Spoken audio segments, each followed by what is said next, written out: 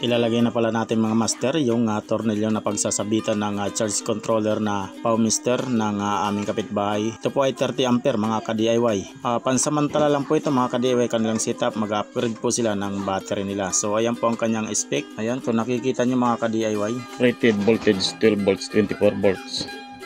Rated current 30 ampere. Max PB voltage 75 volts. Max power input power 12 volts 390 watts, 24 volts 780 watts. So pasok dito sa 12 volts ang dalawang 150.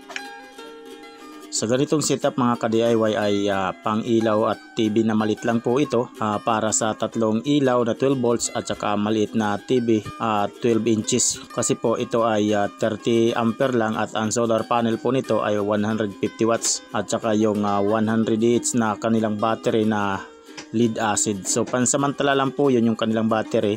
So i-upgrade po nila yon ng LiFeO4. Ayan, nagcha-charge na po siya. At yung tatanungin nyo mga master kung magkano nagastos nila, so hindi ko po naitanong, pasensya po kayo kung magkano po ang kanilang pagpa-install nito. So bali ako lang po nagpalit ng charge controller na yan na MPPT.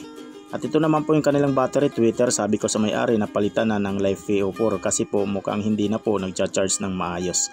So paano mga ka-DIY, hanggang dito na lang. Maraming salamat.